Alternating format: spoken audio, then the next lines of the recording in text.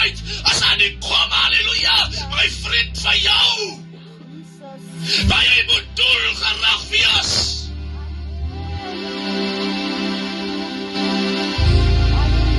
Halleluja. As ons glo, as ons op die vlak kom, halleluja, dat ons geloofskoppen, prys die naam van die Here, en die woord, halleluja, word in werklikheid op ons hartse tafels, en in die gedagtes gange van ons. Dan let ons nie meer op die sigbare dinge nie.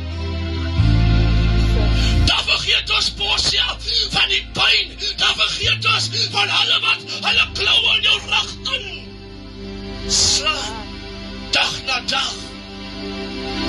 Dan vergeet ons van hulle wat jaloers is oor waar jy nou is. Ons vergeet van die sigbare, ja, dat hulle maar beweeg in die sigbare dinge. Maar ons het besluit vanaand, ons gaan doelgerig word. Halleluja. Hy wat fokus op jou ondergang, laat hy maar fokus daarop. Maar jy fokus, halleluja, op jou onsigbare, namelijk die Here Jesus Christus, wat in die onsigbaarheid 'n wonderwerk vir jou kan doen. Hulle sê ook, halleluja, ons gee jou 'n jaar. Ons gee jou 12 maande. Ons gee jou 6 maande. Maar as die Here wat aan die oomblik werk.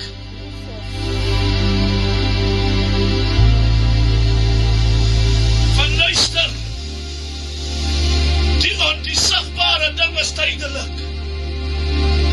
Hy kan tydelik vir jou 2 jaar treiter. Maar na 2 jaar, as die Here antwoord, en jou uit die lood die waarheid optel, dan is hy klaar met sy planne. Halleluja. Ai. Maar, jy sien die onsigbare dinge, halleluja, het 'n onsigbare gewig, 'n onsigbare ewigheid. Het dra 'n gewig, halleluja. Die Bybel sê, dat is 'n oortreffende, ewige gewig van heerlikheid. Kan iemand in die onsigbare aankom vandaan? Kan iemand in die onsigbare verskyn vandaan? Vandaar is vir jou 'n oortreffende, Here kan bid die ewige gewig van heerlikheid. Halleluja. Prys die naam van die Here.